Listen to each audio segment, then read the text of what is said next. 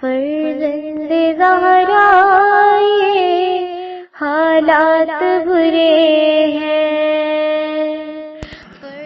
کاشانہ بصیرت ایک ایسا مکمل یوٹیوب چینل جس پر محروم بصارت کے لیے بالخصوص اور تمام افراد کے لیے بالعموم سینکڑوں کی تعداد میں اسلامی کتب دستیاب ہیں۔ لہذا گزارش ہے کہ آپ اپنی ذمہ داری نبھاتے ہوئے کاشانہ بصیرت کو سبسکرائب کرنے کے ساتھ ساتھ بیل آئیکن کو پریس کیجیے تاکہ آپ علم کے حصول کے ساتھ ساتھ مذہب اہل بیت کی اشاعت میں بھی اہم کردار ادا کرتے رہیں۔ کاشانہ بصیرت۔ فرزند زہرا یہ حالات برے ہیں۔ بسم اللہ الرحمن الرحیم۔ السلام علیکم۔ یہ کتاب آپ کے لیے کاشانہ بصیرت کی یوٹیوب چینل کی جانب سے ریکارڈ کی جا رہی ہے۔ نام کتاب اصلاح المجالس والمحافل، از قلم حقیقت رقم حجت الاسلام والمسلمین علامہ شیخ محمود حسین صاحب قبلہ۔ اب ہم کتاب کا پارٹ نمبر 2 پڑھیں گے، صفحہ نمبر 18۔ صحیح واعظین کا مقام و کام بہت بلند ہے۔ مناسب معلوم ہوتا ہے کہ ان واجب الاحترام اہل منبر علماء کرام کے مقام و کام کی منزلت کا یہاں مختصر بیان کر دیا جائے تاکہ وہ برضا و رغبت پوری تندہی کے ساتھ اپنے فرائض و وظائف کو انجام دیں تاکہ فلاح کونین و عزت دارانے حاصل کر سکیں۔ مخفی و مستور نہ رہے کہ ان بعمل اہل علم کی جو اپنی اصلاح کے بعد دیگر ابنائے نو کی اصلاح کا احوال کا اہم فریضہ اپنے ذمے لیتے ہیں اور ان کو صحیح عقائد و اعمال کی تعلیم و تلقین کرتے ہیں اور ان کے شکوک و شبہات کو دور کرتے ہوئے ان کے عقائد کو مضبوط کر کے ان کو اعمال صالحہ بجا لانے اور اعمال سیئہ سے اجتناب کرنے کی رغبت دلاتے ہیں۔ الغرض ہر طرح امر بالمعروف و نہی عن المنکر کے فریضے پر عمل کرتے ہیں۔ آیات قرآنیہ اور روایت معصومیہ میں بہت مدح و ثنا وارد ہوئی ہے۔ یہاں میں تبرکاً بعض آیات و روایات شریفہ کی طرف اشارہ کیا جاتا ہے۔ ارشاد قدرت ہے، سورہ آل عمران رکوع نمبر 3۔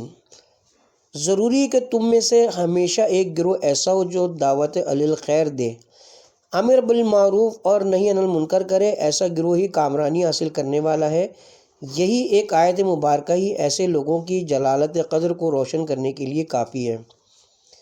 حضرت امام جعفر صادق علیہ السلام سے مروی ہے، فرمایا ہمارے شیعوں کے علماء اس سرحد پر ڈیرہ زن ہے جو شیطان اور اس کے سرکش انصار و اعوان سے ملتی ہے۔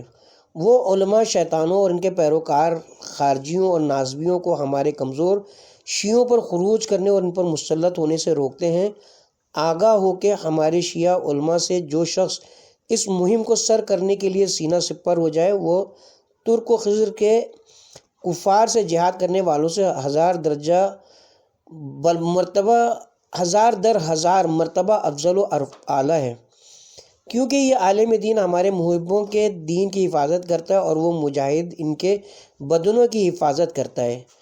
اور جناب امام علی نقی علیہ السلام سے مروی ہے، فرمایا اگر قائم آل محمد کی غیبت کبریٰ کے بعد ایسے علماء کرام موجود نہ ہوتے جو آ جناب کی طرف لوگوں کو دعوت دیتے، آ جناب کے وجود پر دلالت کرتے، ان کے دین حق سے دلائل ربانیہ کے ساتھ مدافعت کرتے، کمزور بندگان خدا کو شیطانوں کے شکنجوں سے اور ان ناصبیوں اور خارجیوں جو کہ کمزور شیعوں کے دلوں کی باغ دوڑ کو اس طرح پکڑتے ہیں جس طرح کشتی اپنے سواروں کو پکڑتی ہے کہ دام تزویر سے نجات و چھٹکارا دلواتے ہیں، تو ایک آدمی بھی ایسا باقی نہ رہتا جو دین الہی سے مرتد نہ ہو جاتا۔ پس یہ لوگ خدا کے نزدیک افضل ہیں۔ منیت المرید از شہید ثانی، یہ کتاب کا حوالہ تھا۔ پس اس دور پرفتن اور پورا آشوب میں جو کچھ دین و دیانت موجود اور اسلام و ایمان کے کچھ آثار موجود ہیں، یہ سب ایسے علماء کرام و متکلمین اسلام کے زی وجود کے ہی برکات سے ہیں۔ اس لیے یہ حضرات خداوند عالم کے نزدیک سب لوگوں سے افضل ہیں۔ امام جعفر صادق علیہ السلام سے روایت ہے کہ آج جناب نے فرمایا کہ جس شخص کا مطمئن نظر یہ ہو کہ اہل ایمان سے نصاب و خوارج کا دفاع کرے اور ان کے ناقص العیار مذہب کے نقائص اور عیوب نکال کر انہیں ذلیل و خوار کرے اور سرکار محمد و آل محمد علیہ السلام کے مذہب حق کی صداقت و حقانیت کو ثابت کرے تو خداوند عالم ملائکہ جنت کا مطمئن نظر جنت میں اس کے لیے مکانات و قصور تعمیر کرنا قرار دیتا ہے، اور اس کی ہر دلیل و حجت کے عوض جو وہ مخالفین پر قائم کرتا ہے، خداوند عالم جنت میں اس قدر ملائکہ کو اس کے مکانات و عمارات کی تعمیر میں لگا دیتا ہے جن کی تعداد روئے زمین والے لوگوں سے زیادہ ہوتی ہے، اور طاقتور اتنے ہیں کہ ان میں سے ایک فرشتہ سب زمینوں اور آسمانوں کو اٹھا سکتا ہے۔ بس ایسے مجاہد عالم کے لیے جنت میں اس قدر نعمات و محلات ہیں کہ ان کی جلالت قدر کا صحیح عرفان رب رحمانی کو ہے۔ کتاب کا حوالہ ہے عماد الاسلام وغیرہ بحوالہ احسن الفوائد۔ بکا و ابکا کے ثواب ہے بے پایاں اس کے علاوہ ہیں جو قبل عظیم بیان ہو چکے ہیں۔ سب مبلغین ان کمالات کے مالک اور فضائل کے حامل نہیں ہوتے۔ مخفی نہ رہے کہ یہ وہ مقام ہے کہ جہاں شیطان بعض اہل علم کے اقدام کو پھسلا دیتا ہے، اور وہ نشو و ارشاد نیز بکا و ابکا کے گراں قدر ثواب اور عالی قدر درجات کو دیکھ کر عمل صالح کی اہمیت کو نظر انداز کر دیتے ہیں، اور اس طرح فریب نفس لئیم و شیطان رجیم یا خود فریبی یا فریب دہی کا شکار ہو کر خسران مبین میں مبتلا ہو جاتے ہیں۔ حالانکہ یہ حقیقت محتاج بیان نہیں کہ ان مدارج و مراتب کا حصول صحت عقیدہ اور حسن عمل پر منحصر ہے۔ یہی وجہ ہے کہ اس شرف عظیم کو حاصل کرنے والے ہمیشہ بہت قلیل خوش قسمت افرادی ہوتے ہیں۔ چنانچہ حضرت امام حسن عسکری علیہ السلام سے صفات علماء میں سے ایک طویل الذیل حدیث مروی ہے۔ اس کے آخر میں آپ فرماتے ہیں مذکورہ بالا صفات کے حامل صرف بعض شیعہ فقہ ہوتے ہیں، نہ تمام، کیونکہ ان میں سے جو ان افعال ناشائستہ کا ارتکاب کرے جو مخالفین کے علماء کرتے ہیں، تو ایسے لوگوں سے نہ ہمارا کوئی حکم قبول کرو اور نہ حدیث، اور نہ ہی وہ کسی عزت و احترام کے مستحق ہیں۔ کتاب کا حوالہ ہے تفسیر صافی صفحہ نمبر 36۔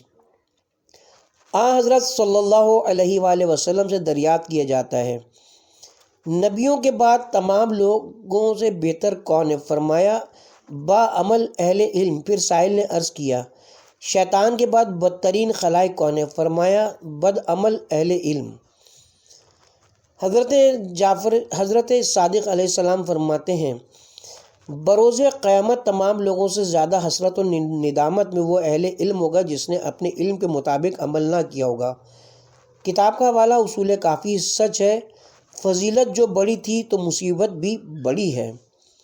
واعظ میں کن صفات جلیلیہ کا ہونا ضروری ہے؟ حقیقت الامر تو یہ کہ جس شخص میں صفات جلیلیہ موجود نہ ہو، جو حضرت امام جعفر صادق علیہ السلام سے بحوالہ مصباح الشریعہ تفسیر صافی صفحہ نمبر 30 پر مذکور ہیں، تو اسے منبر رسول اور حسینی سٹیج پر قدم رکھنے اور لوگوں کو واعظ و نصیحت کرنے کا کوئی حق ہی حاصل نہیں ہے۔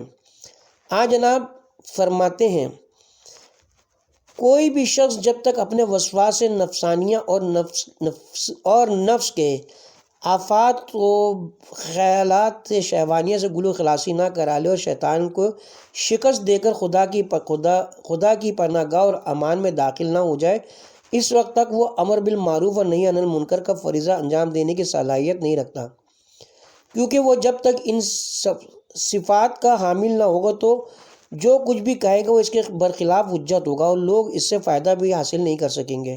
خدا فرماتا ہے کیا تم لوگوں کو نیکی کا حکم دیتے ہو اور اپنے آپ کو فراموش کر دیتے ہو؟ نیز اس سے من جانب اللہ یہ کہا جاتا ہے او خائن، تو میری مخلوق سے ان امور کی باجاوری کا مطالبہ کرتا ہے جن میں خود خیانت مجرمانہ کرتا ہے اور اپنے نفس کی لگام ڈھیلی چھوڑتا ہے۔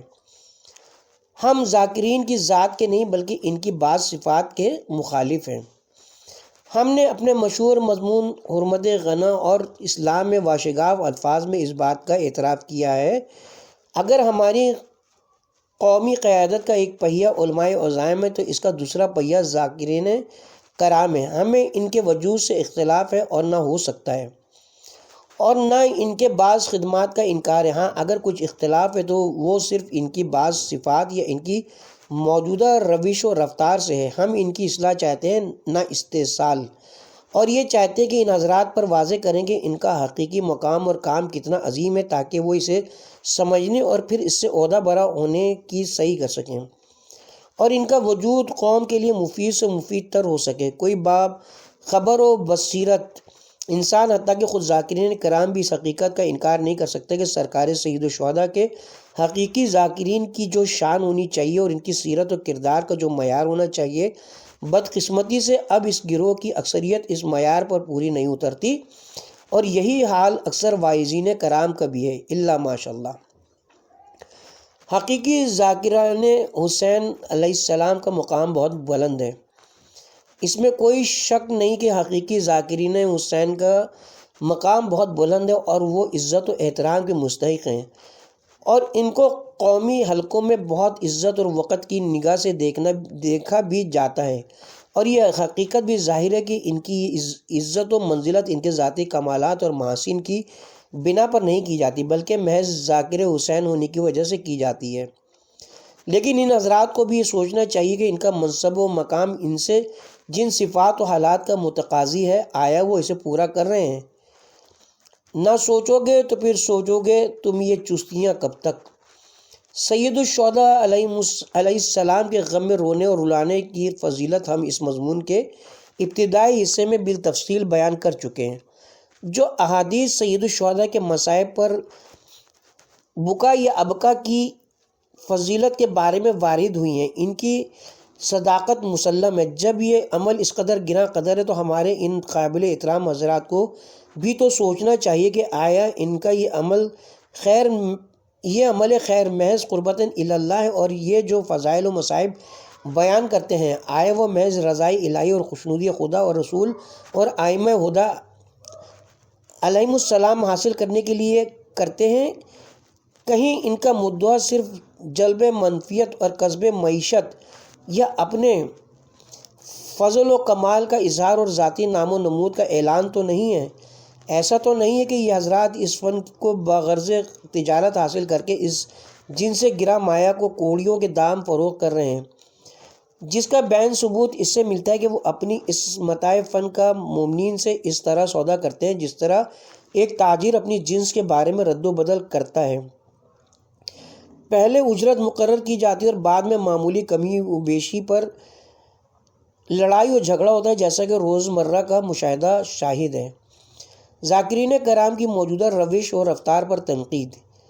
شیعوں کو سرکار سید الشہداء سے جو والہانہ عشق و محبت ہے، وہ اس جذبے سے اس قدر سرشار ہیں کہ جو شخص ممبر پر آ کر سرکار کا نام لے وہ اس کی قدر و منزلت بھی کرتے ہیں، اور بالعموم اس کے خیالات و نظریات کو تنقید کے دائرے سے بھی بالا سمجھتے ہیں، اور سخت سے سخت مواقع پر بھی ان کو روکنا یا ان سے باز پرس کرنا خلاف ادب سمجھا جاتا ہے۔ اسی غلط روش کا نتیجہ ہے کہ اب حالت یہ ہو گئی ہے کہ اگر کسی وقت کوئی عالم دین ان حضرات کے بیان کردہ واقعات پر تنقیدی تبصرہ کر دے تو وہ اسے توہین مجالس کے مترادف سمجھتے ہیں۔ اب ہمارے ذاکرین کرام کو سوچنا چاہیے کہ کہیں وہ شیعوں کی اس طرز عمل سے ناجائز فائدہ تو نہیں اٹھاتے۔ حقیقت یہ کہ ان حضرات نے اس یقین کی وجہ سے کہ وہ جو کچھ رت یا وابس بیان کر دیں، ان سے کوئی بات پرس تو نہیں کرتا، اور نہ کوئی شخص ان کے کردار پر حرف گیری کرنے کی برسر ممبر جرت کر سکتا ہے۔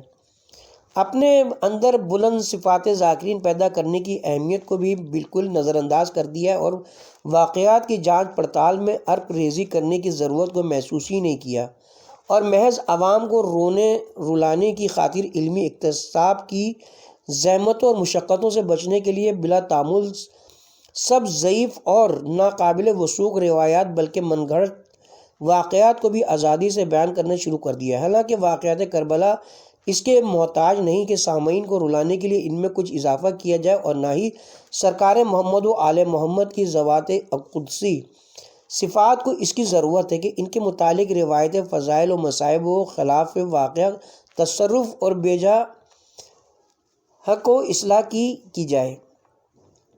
نیز اس مقام پر ان حضرات کو اس امر پر بھی غور کرنا چاہیے کہ کہیں ان کے عمل سے یہ تو ظاہر نہیں ہوتا کہ ذاکری نے ایک فن یا پیشے کی حیثیت اختیار کر لی ہے کہ ہر ایک ذاکر کو اپنے ہم پیشہ حضرات پر فوقیت لے جانے اور اپنی امتیازی حیثیت قائم کرنے کا شوق اس حد تک دامنگیر ہے کہ وہ بعض اوقات ایسے بے سر و پا واقعات بھی بیان کر جاتا ہے کہ جن کے ماخذ و مدرک کا سوائے اس کے اپنے نہان خانہ دماغ کے کہیں نام و نشانی نہیں ہوتا۔ آج واقعات کی جگہ اختراعات و بدعات نے لے لی ہیں۔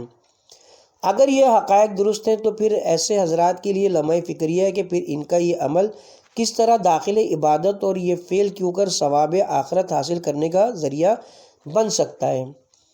ایسے اجرت اور من گھڑت واقعات اور غنا و سرور والے کام کو کیوں کر کار خیر سمجھا جا سکتا ہے اور ایسے حضرات کو کیوں کر اجر عظیم کا مستحق تصور کیا جا سکتا ہے۔ بھلا جس کام کی اجرت طے کر کے لے لی جائے، جس عمل کا معاوضہ روپے کی صورت میں وصول کر لیا جائے، اب اس پر ثواب بھی مل سکتا ہے؟ سوالیہ نشان ہے یہاں پہ۔ یہ افسوسناک امر بھی اب کسی مزید ثبوت کا امتحاج نہیں رہا کہ آج کل مجالس عظم میں قصائد اور مراسم بلکہ نوحوں کو بھی جن طرزوں اور دھنوں پر پڑھا جاتا ہے، اس نے فلمی گانوں اور ریڈیائی گیتوں کو بھی مات کر دیا ہے اور مجالس عزا کی حقیقی شان کو نظروں سے اوجھل کر دیا ہے اور ان کی افادیت کو ختم کر کے رکھ دیا ہے۔ کیسے انکار ہو سکتا ہے؟ آج کل یہ مجالس محض تعیش دماغی کا اعلی کار بن کر رہ گئی ہیں۔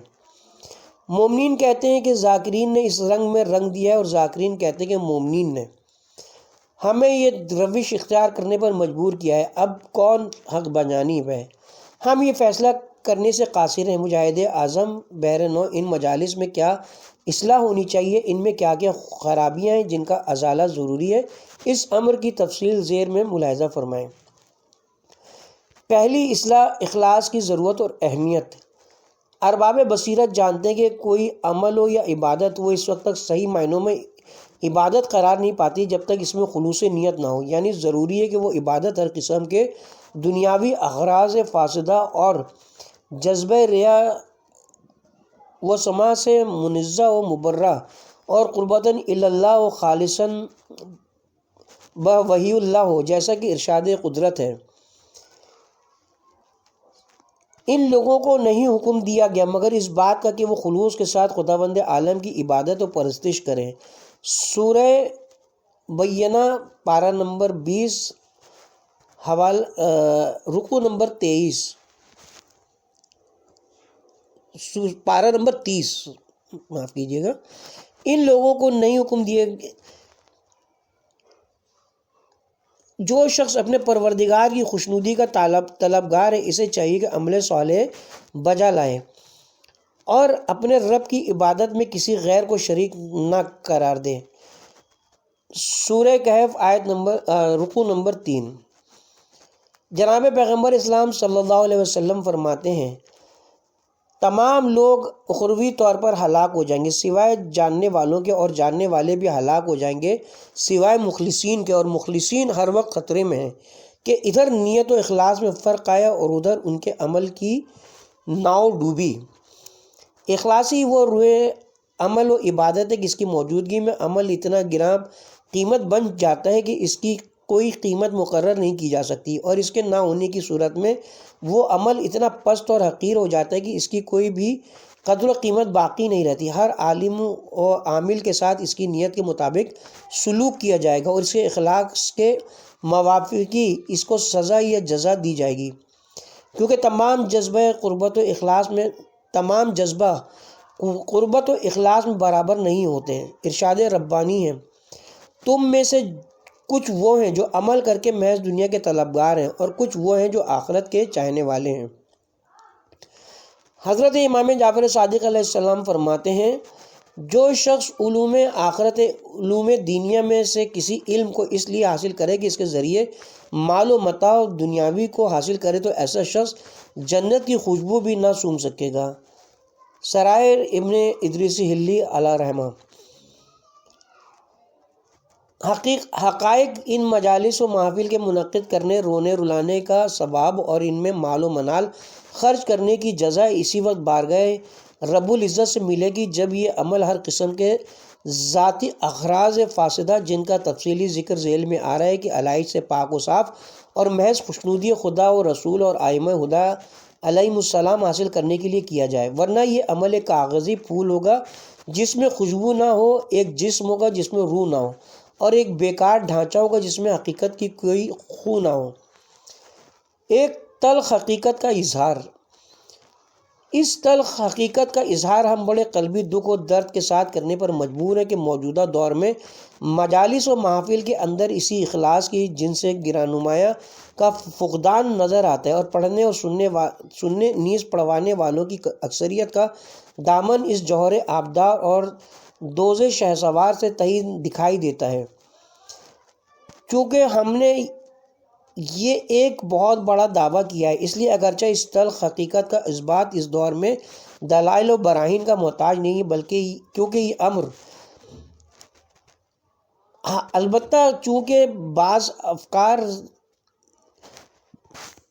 بعض انکار پسند طبع والے لوگ کسی واضح سے واضح حقیقت کا بھی دلیل و برہان کے بغیر اقرار نہیں کرتے ہیں، وہ ہر دعوے پر ہاتو ابرہاتکم ان کنتم صادقین پڑھتے ہیں۔ ان حضرات کی تسکین و طمانت کی خاطر ہم ذیل میں اپنے مدعا کے اس بات پر چند قرائن و شواہد پیش کر کے اسے ثابت کرتے ہیں۔ چونکہ مجالس کا قوام دو گروہوں کے ساتھ ہے، ایک پڑھنے والا، دوسرا سننے والا۔ منعقد کرنے والے اسی گروہ میں شامل ہیں، اور ہم نے یہ دعویٰ کیا کہ دونوں گروہوں کی اکثریت دولت اخلاص فی العمل سے تہی دامن ہے، لہٰذا ہم ان دونوں گروہوں کی روش و رفتار کا علیحدہ تجزیہ کر کے اپنے دعوے کو ثابت کرتے ہیں۔ صفحہ نمبر 28۔ مجالس پڑھنے والے گروہ کی اکثریت کے اخلاص سے تہی دامن ہونے پر شواہد پنجگانہ۔ پہلا شاہد اس امر کے ثبوت میں کہ مجالس خواہ طبقے کی اکثریت نعمت اخلاص سے محروم ہے، سب سے پہلا اور پختہ شاہد عادل یہ ہے کہ یہ حضرات مجالس و محافل کی فیس طے کر کے پڑھتے ہیں، اور جس شخص کو مبدع فی فیض سے معمولی سا ذہن رسا اور ملکہ عدل و انصاف ملا ہے، وہ اس حقیقت میں ہرگز کسی قسم کا شک و شبہ نہیں کر سکتا کہ فیس طے کر کے مجالس پڑھنے والے شخص یا گروہ میں قطع نظر اس کی حلت و حرمت کے اور سب کچھ تو ہو سکتا ہے مگر اخلاص نہیں ہو سکتا، اور اگر یہ روز روشن سے واضح تر حقیقت بھی کسی دلیل محتاج ہے تو پھر کوئی بھی حقیقت ثابت نہیں ہو سکتی۔ اس حقیقت کے اس قدر واضح و اشکار ہونے کے باوجود بھی ہم طبراً اس فعل شنیع کی مذمت میں چند احادیث شریفہ میں پیش کیے دیتے ہیں۔ نمبر 1، حضرت امام جعفر صادق علیہ السلام فرماتے ہیں، جو شخص کسی دنیاوی نفع و فائدے کی خاطر احادیث حاصل کرے اسے آخرت میں کچھ اجر و ثواب نہیں ملے گا، اور جو شخص اپنی آخرت سنوارنے کے لیے انہیں حاصل کرے گا اسے خداوند عالم دنیا اور آخرت میں خیر و خوبی عطا فرمائے گا۔ اصول کافی۔ نمبر 2، حضرت امام محمد باقر علیہ السلام فرماتے ہیں، ہمارے ذریعے لوگوں کا مال نہ کھاؤ ورنہ فقیر و نادار ہو جاؤ گے۔ اصول کافی۔ بعض علماء محققین نے اس حد تک اس حدیث شریفہ میں وارد شدہ فقر سے دنیا و آخرت کا فقر و فاقہ مراد لیا ہے، یعنی چونکہ اس پیسے میں برکت نہیں ہوتی لہٰذا دنیا میں ان لوگوں پر بالعموم فقر و فاقہ مسلط رہتا ہے، جیسا کہ مشاہدہ بھی شاہد ہے، اور چونکہ اجرت یہاں وصول کر لی ہے اس لیے آخرت میں نیکیوں سے دامن خالی ہوگا۔ نمبر 3، کتاب تحفظ العقول میں ایک طویل حدیث روایت جناب مفضل بن عمر حضرت صادق آل محمد علیہ السلام سے مروی ہے، جس کا ضروری حصہ یہ ہے ہمارے نام لیواؤں کا ایک گروہ وہ ہے جو ہم سے محبت کرتا ہے، ہمارے کلام کو سنتا ہے، ہمارے افعال کی پیروی میں کوتاہی بھی نہیں کرتا، مگر یہ سب کچھ اس لیے کرتا ہے تاکہ ہمارے ذریعے سے لوگوں کا مال ہضم کرے۔ خدا ایسے لوگوں کا پیٹ آتش جہنم سے بھرے گا اور ان پر بھوک اور پیاس کو مسلط کرے گا۔ ائمہ طاہرین علیہ السلام کے اپنے مداحین کو عطیات دینے والے شبہ کا ازالہ۔ بعض جاہل یا متجاہل اس مقام پر یہ شبہ پیش کرتے ہیں کہ اگر آل محمد کے ذریعے رزق کمانا ممنوع ہوتا اور مجالس خوانی پر فیس لینا فعل قبیح، تو پھر ائمہ طاہرین علیہ السلام اپنے مداحین شعراء مثل فرزدق و کمیت و دبل خزائی و امثالہم رضوان اللہ علیہم کو ان کے مدیحہ قصائد انشاء کرنے پر عطیہ کثیر اور رقم ہائے وافر نہ دیتے، حالانکہ یہ امر تاریخی شواہد سے ثابت ہے جس کا انکار ممکن نہیں ہے۔ بتحقیق ائمہ معصومین علیہ السلام مرثیہ خوانوں اور ذاکرین کی مدح و ثنا فرمایا کرتے تھے اور انہیں قلت فاخرہ و اشیاء نفیسہ اور کثیر درہم و دینار عطا کیا کرتے تھے، لہٰذا ذاکری کا معاوضہ لینا اور دینا دونوں جائز و حلال ہیں۔ اس شبے کا جواب بالکل واضح اولا ہے، کیونکہ جہاں ائمہ اطہار کا اپنے مدح و ثنا کرنے والے شعراء کرام کو بڑے بڑے عطیات و نوازشات سے نوازنا مذکور ہے، وہاں پر یہ ہرگز نہیں ملتا کہ وہ شعراء کرام پہلے فیس اور اجرت طے کر کے یہ قصائد پڑھتے تھے، یا یہ کہ انہوں نے اپنی قصیدہ خوانی اور مدح سرائی اپنے لیے ذریعہ معاش بنا لیا تھا۔ اور جب تک یہ امر ثابت نہ کیا جائے اور اس کا اثبات قیامت تک ممکن نہیں ہے انشا، بلکہ اس کے برعکس یہ بات ثابت ہے کہ وہ مداحین حضرات یہ قصائد و اشعار اپنی جان کو ہتھیلی پر رکھ کر محض حق کے احقاق اور باطل کے ابطال غرض کے اعلائے کلمہ حق اور خوشنودی خدا اور رسول اور رضائے ائمہ ہدیٰ حاصل کرنے کے لیے انشاء کرتے اور پڑھتے تھے۔ جیسا کہ ان کی سیرت و کردار کے مطالعہ کرنے سے یہ حقیقت علم نشرہ ہوتی ہے کہ جب ائمہ اطہار ان کو صلہ و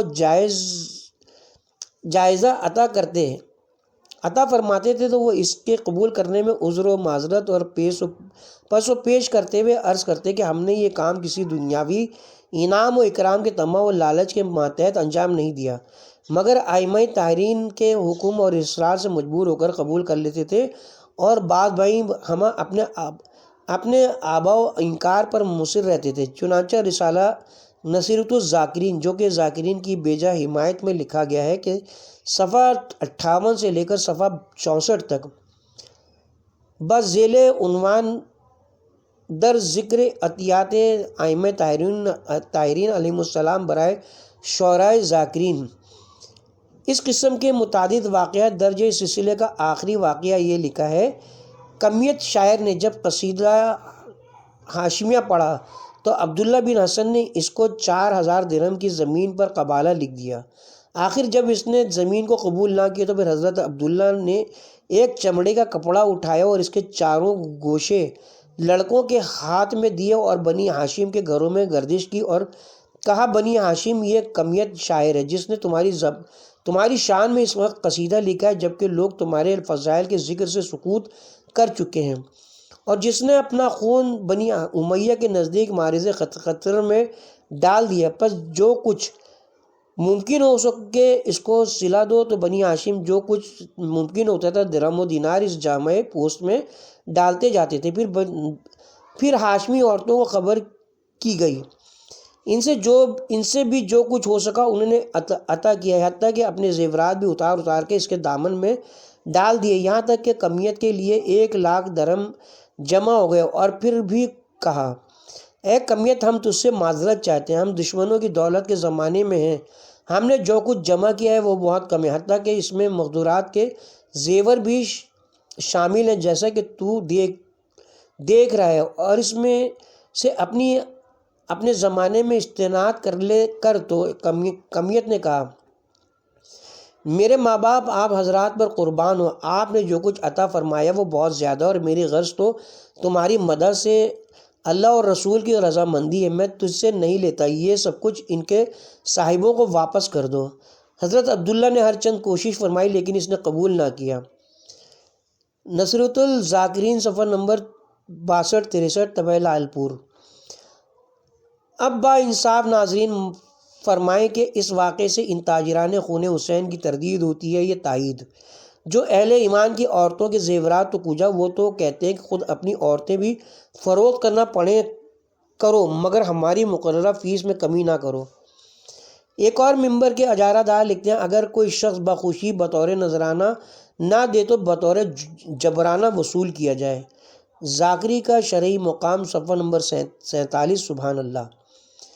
دین کے ایسے ہی تاجروں کے متعلق اقبال نے کہا ہے، یہی شیخ حرم ہے جو چرا کر بیچ کھاتا ہے، کلیم بوذر و لق اویس و چادر زہرا۔ ایک صاحب نے منہ مانگا معاوضہ لینے کے جواب میں جناب دبل خزائی کا واقعہ پیش کیا ہے کہ انہوں نے امام رضا علیہ السلام سے حضرت کا پہنا ہوا جبہ طلب کیا تھا اور حضرت نے دیا تھا۔ ذاکری کا شرعی مقام صفحہ نمبر 39۔ اسے کہتے ہیں یعنی ڈوبتے کو تنکے کا سہارا۔ اس واقعے کی اصل حقیقت صرف اس قدر ہے کہ جناب دیبل کے مشہور مرثیہ مدارس سے آیات خلت من تلاوت و منزل وحی المقصر اس اثرات، یہ امام علی مقام نے درہم و دینار کی تھیلی پیش کی اور دیبل نے بڑے پس و پیش کے بعد اسے قبول کیا تو اس نے محض تبرک و تمیم کے طور پر امام سے ان کے جسم اقدس سے مس شدہ کرتا با روایت جبہ طلب کیا اور امام نے مرحمت فرما دیا، اور جب اہل قم کو اس کرتے کا علم ہوا تو بھاری قیمت ادا کر کے اس کی دھجیاں بطور تبرک دیبل سے خرید لیں۔ ایک روایت کے مطابق امام نے اس پہرین میں 1000 رات میں ہر رات 1000 رکعت پڑھی تھی اور 1000 ختم قرآن کیا۔ منتهى الاعمال جلد نمبر صفحہ نمبر 475۔ ورنہ نہ تو دیبل کا یہ ارادہ تھا کہ اسے فروخت کرے اور نہ ہی وہ کرتا فی نفسی اتنا قیمتی تھا۔ یہ کہنا کہ جناب دیبل نے اسے قیمتی سمجھ کر بغرض فروخت حاصل کیا تھا، یہ جناب دیبل کے خلوص نیت پر نہایت رقیق حملہ ہے۔ انما الاعمال بالنیات۔ اسی طرح قوم کے مومنین نے دیبل کے وہ 10,000 درہم جن پر جناب امام علیہ السلام کا اس میں گرامی گندہ تھا 1,00,000 درہم میں خرید لیے، یعنی ایک درہم کے عوض 10 درہم، اس طرح دیبل کے 1,00,000 درہم ہو گئے۔ منتهى الاعمال جلد نمبر 1 صفحہ نمبر 475۔ اتنی سی بات تھی جسے افسانہ کر دیا۔ اس واقعے سے یہ کہاں ثابت ہوتا ہے کہ مولوی یا ذاکر یا شاعر کے لیے مدح و مرثیہ خوانی سے پہلے معاوضہ طے کرنا جائز ہے۔ ان بودے اور کمزور سہاروں کو ان لوگوں نے اجتہاد کے رنگ میں پیش کیا ہے۔ ذاکری کی اجرت اجتہادی نقطہ نظر سے 200 لعنتیں بری اجتہاد بعد، ان لوگوں کی حالت بڑی قابل رحم ہے جو لڑتے ہیں اور ہاتھ میں تلوار بھی نہیں۔ جہاں بھی عطائے ائمہ کے واقعات درج ہیں وہاں یہ حقائق بھی ساتھ مذکور ہیں۔ اس کے ساتھ ہی یہاں پہ ہم کتاب کے پارٹ نمبر 2 کا اختتام کرتے ہیں اور پارٹ نمبر 3 کا آغاز ہم مجالس و محافل پر نذرانہ لینے کے جواز کا طریقہ سے کریں گے۔